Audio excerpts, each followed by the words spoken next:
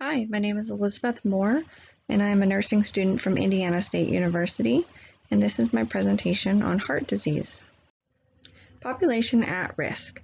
Heart disease is the leading cause of death for people of most racial and ethnic groups in the United States, including African American, American Indian, Alaska Native, Hispanic, and white men.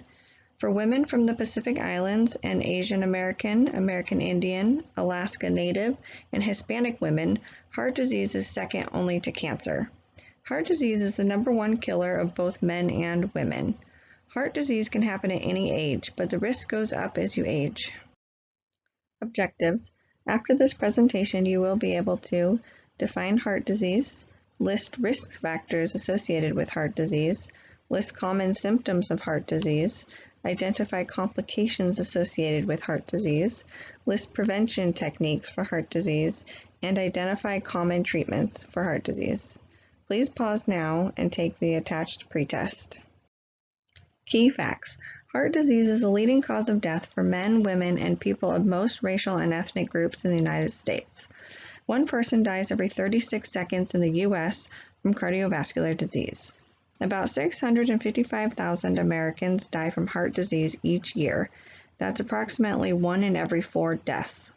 Heart disease costs the United States about $219 billion each year. This includes the cost of healthcare services, medicines, and lost productivity due to death. What is heart disease? Heart disease describes a range of conditions that affect your heart. Heart diseases include blood vessel diseases, such as coronary artery disease, heart rhythm problems or arrhythmias, heart defects that you're born with, heart valve diseases, diseases of the heart muscle, heart infections. Many forms of heart disease can be prevented or treated with healthy lifestyle choices. Risk factors.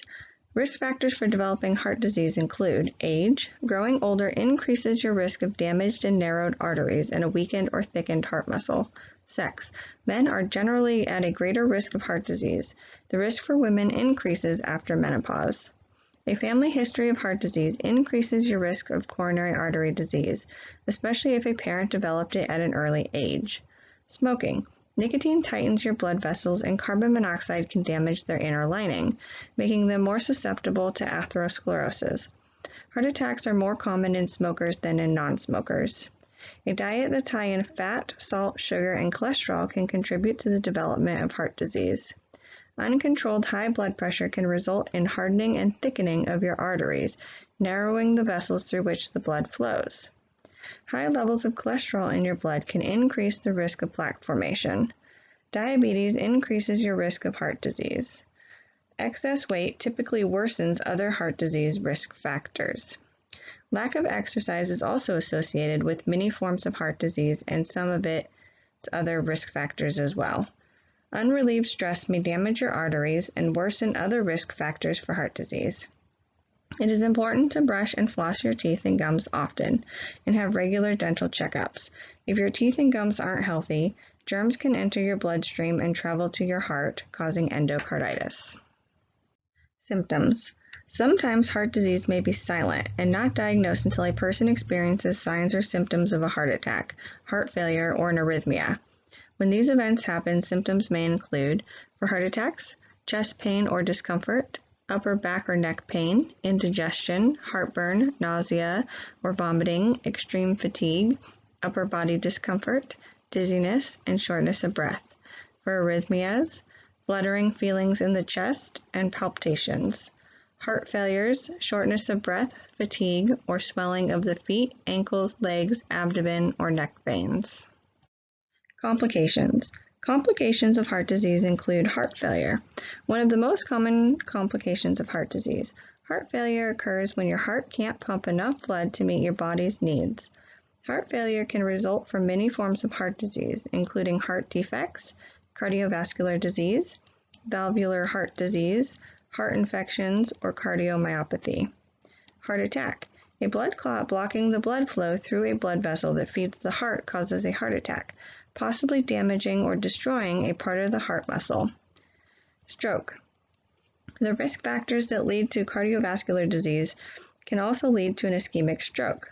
which happens when the arteries to your brain are narrowed or blocked so that too little blood reaches your brain. A stroke is a medical emergency. Brain tissue begins to die within just a few minutes of a stroke. Aneurysm, a serious complication that can occur anywhere in your body. An aneurysm is a bulge in the wall of your artery. If an aneurysm bursts, you may face life-threatening internal bleeding. Peripheral artery disease. When you develop peripheral artery disease, your extremities don't receive enough blood flow. This causes symptoms, most notably leg pain when walking. Sudden cardiac arrest. Sudden cardiac arrest is the sudden, unexpected loss of heart function, breathing, and consciousness, often caused by an arrhythmia. Sudden cardiac arrest is a medical emergency. If not treated immediately, it results in sudden cardiac death. Prevention of heart disease. Healthy diet. Choose healthy meals and snacks to help prevent heart disease and its complications. Be sure to eat plenty of fresh fruits and vegetables and fewer processed foods. Maintain a healthy weight. People who are overweight or obese have a higher risk for heart disease. Carrying extra weight can put extra stress on the heart and blood vessels. Exercise. Physical exercise can help you maintain a healthy weight and lower your blood pressure, blood cholesterol, and blood sugar levels. For adults, the Surgeon General recommends 2 hours and 30 minutes of moderate intensity exercise, like brisk walking or bicycling every week. Smoking. Cigarette smoking greatly increases your risk of heart disease. If you have high cholesterol, high blood pressure, or diabetes, you can take steps to lower your risk for heart disease with medications to control these conditions.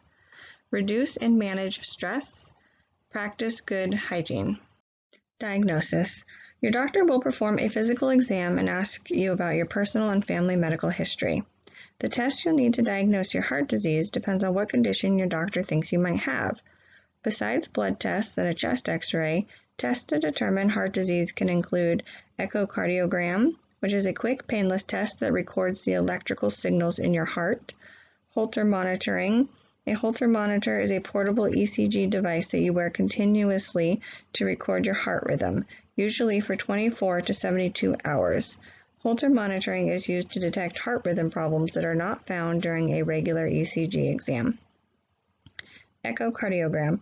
This non-invasive exam uses sound waves to produce detailed images of your heart structure. It shows how your heart beats and pumps blood. Stress test. This type of test involves raising your heart rate with exercise or medicine while performing heart tests and imaging to check how your heart responds. And then there's cardiac catheterization, where they insert a catheter using an X-ray to guide it. During cardiac catheterization, the pressures in your heart chambers can be measured and dye can be injected. The dye can be seen on the X-ray, which helps your doctor see the blood flow through your heart, blood vessels, and valves to check for problems. And then there's cardiac CT scans and cardiac MRIs. Treatments. The type of treatment you receive depends on the type of heart disease you have. In general, treatment for heart disease usually includes lifestyle changes. You can lower your risk of heart disease by eating a low-fat, low-sodium diet, getting at least 30 minutes of moderate exercise on most days of the week, quitting smoking, and limiting alcohol intake. Medications. If lifestyle changes alone aren't enough, your doctor may prescribe medications to control your heart disease. The type of medication you receive will depend on the type of heart disease you have. Medical procedures or surgery. If medications aren't enough, it's possible your doctor will recommend specific procedures or surgery. The type of procedure or surgery will depend on the type of heart disease and the extent of the damage to your heart. References. Please see the attached post-test and brochure that accompanies this video. Thank you.